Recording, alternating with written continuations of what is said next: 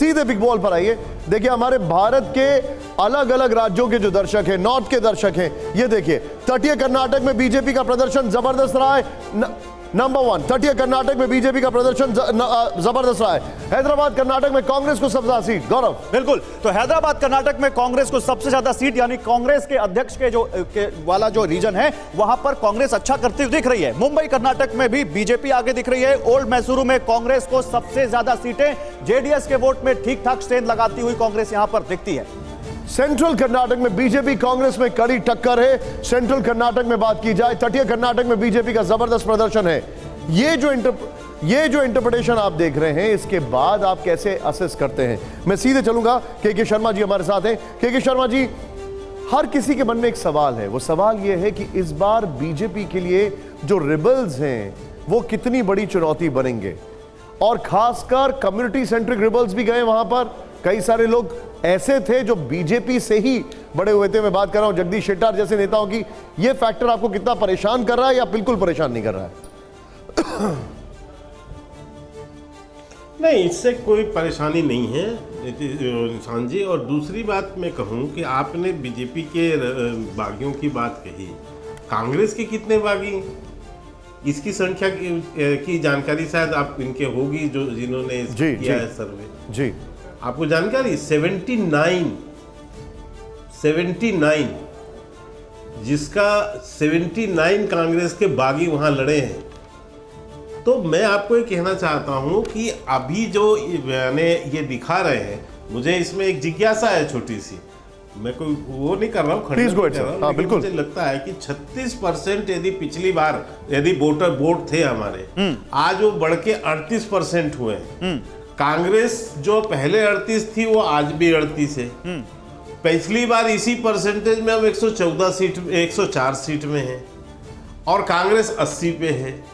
तो एक ही आज आप हमें 2% बढ़त दिखा रहे हैं और कांग्रेस को वही दिखा रहे हैं, तो फिर ये सीट कैसे हो सकता है? इसका आंसर वो दे शायद आपके जो ट्रैकर हैं जी। पर मैं पुनः आपको इस बात को कह रहा हूं कि जिस ढंग से हम वहां पर अपना वोट प्रतिशत भी बढ़ते देख रहे हैं, समर्थन भी देख रहे हैं, आम पब्लिक के बीच का रिस्पांस भी देख रहे हैं, उससे हमको पूरा विश्वास नहीं, है। बिल्कुल इसका जवाब यहाँ पर आपको के शर्मा जी, अक्कू जी दे रहे हैं। लेकिन एक डेटा मैं कोट करना चाहता हूं। आप कह रहे हैं कि हमारे पास सीटें कम और वोट परसेंटेज बराबर।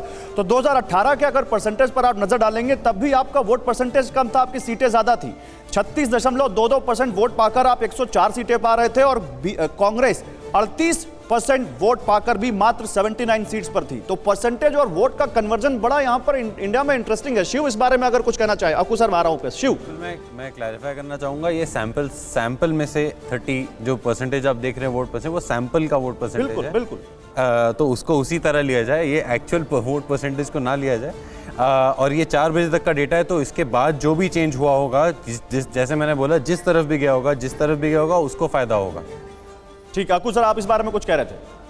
मैं इसमें ये कहना चाहूँगा कि जो के शर्मा कह रहे थे कि वोट परसेंटेज का खेल हमारा 2% बढ़ रहा है, ये बिल्कुल सही है।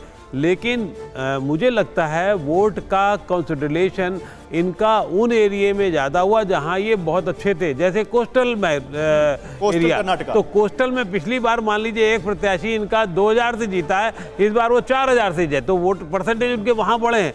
लेकिन मैसूर ऐसे इलाके में जहां बहुत पूरी बीजेपी ने जोर लगा दी, वहां इनको कोई बहुत फ़ायदा नहीं हुआ।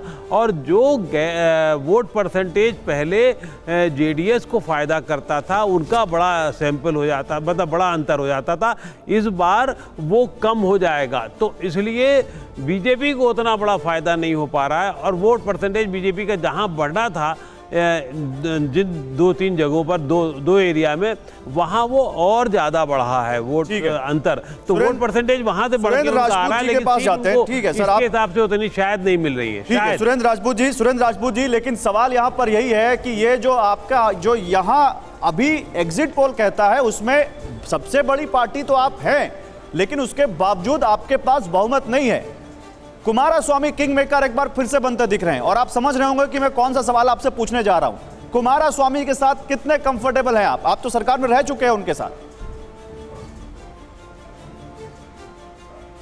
निशांत भाई, बहुत स्पष्ट रूप से जान लीजिए कि हम पूर्ण बहुमत की सरकार बना रहे हैं आपके एग्जिट पोल के पूरे सम्मान के साथ। आपके एग्जिट पोल में अभी आप खुद ही कह रहे हैं कि 4 बजे तक का है, 3 बजे तक का है, अभी 5 बजे तक का लाएंगे, फिर 6 बजे तक का लाएंगे। कहीं ना कहीं और से जितनी भी सूत्र चीज़ें आएंगी उससे हम बहुत स्पष्ट रूप से बताएं कि आखिरी में आप ही कहेंगे कि 141 सीटों से ऊपर हम लोग जा रहे हैं। किसी की आवश्यकता नहीं रहेगी। लोकतंत्र है, लोकतंत्र में हमने ग्राउंड पे देखा है, पब्लिक में और विशेष रूप से ग्रामीण आंकड़े पब्लिक क्या में। आएंगे ये तो मैं नहीं जानता, जैसे आंकड़े आएंगे जैसे अभी रखे उस समय रखूंगा, लेकिन आप क्या ये मानते हैं कि फिर वो बजरंगबली का मुद्दा, वो वहां पर जहरीले सांप का मुद्दा, वो वहां पर दूसरे हिंदुत्व का मुद्दा, केरला स्टोरी का मुद्दा, क्या आप ये मानते हैं कि अगर एग्जिट पोल को देखें तो वो उतना फायदा बीजेपी को नहीं कर रहे हैं जितना करना चाहिए था बीजेपी के हिसाब से? देखिए, बजरंग दल को बजरंग बली से मिलाना कहीं ना कहीं ये पाप का काम है, श्राप का काम है, नरक का काम है। बजरंग बली की गदा पड़ेगी। रही बात आपने कहा केरला स्टोरी, तो हम जानते नहीं ये क्या है क्या नहीं है। आप लोग जानो, जो लोग देख रहे हैं वो लोग जाने भाई। हम तो बहुत स्पष्ट जानते हैं कि 40% के कमीशन खोरों की सरकार थी, जनता उनसे निजात चाहती थी। हम बहुत स्पष्ट जानते हैं 1298 जो कंपनियां इन्होंने बंद करा दी थी, उनके जो लोग थे वो इनसे बदला लेना चाहते थे। हम तो ये जानते हैं कि महाराष्ट्र वाले जो रीजन का, जो कर्नाटका था महाराष्ट्र की तरफ का, 800 गांवों में वहां पर महाराष्ट्र की योजनाएं चल रही थी। हम तो ये जानते हैं नंदनी को खत्म करना चाहते थे। हम इधर उधर के मुद्दों में, आपके सांप्रदायिक मुद्दों में न उलझे थे, न उलझे हैं और न उलझेंगे।